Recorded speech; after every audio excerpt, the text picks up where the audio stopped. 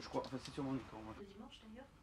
C'est juste en un Tour de France ou ça? Non, Le point fort de l'équipe de France, c'est sa défense, et monstrueusement fort, parce que c'est le meilleur bloc défensif qu'on ait jamais vu dans une équipe de France, et un des meilleurs qu'on ait jamais vu dans une équipe mondiale.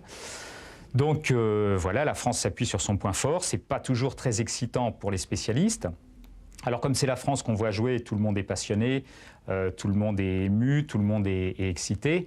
Mais imaginons par exemple que la première mi-temps du match entre la France et la Croatie de la demi-finale soit disputée par la Croatie et une autre équipe que l'équipe de France. On aurait sans doute entendu des sifflets dans le stade, logiquement, parce que ce n'était pas très sexy comme jeu. Mais à l'arrivée, l'équipe de France a gagné. C'est un défenseur qui a marqué les 2 buts, un défenseur qui ne marque jamais de but. Il n'en avait jamais mis un, il en a mis 2. Donc là, on est en plein dans l'irrationnel. Donc l'irrationnel, ça nous dépasse. On peut être journaliste, on peut être n'importe quoi, on peut être médecin, on peut être même prêtre. L'irrationnel, c'est quelque chose qui est très difficile à analyser. Donc on est en plein dedans, c'est-à-dire qu'il y a le vent de l'histoire pousse l'équipe de France.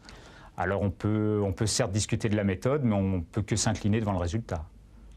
On continue. Bah, c'est très bien, on va recruter des journalistes, ça fait plein de boulot pour des journalistes. C'est très bien.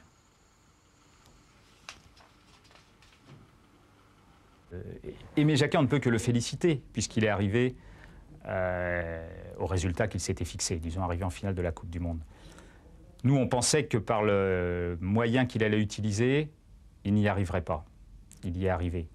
Alors quelque part, on peut être un peu déçu que ce soit cette méthode-là qui arrive à ce résultat-là. Oui, enfin pas toutes, pas les plus petites.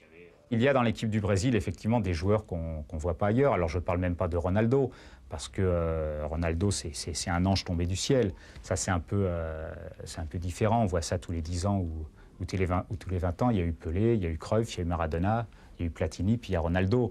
Donc ça fait 50-30 ans qui sont vraiment des joueurs hors normes, enfin, qui sont arrivés sur Terre pour jouer au football.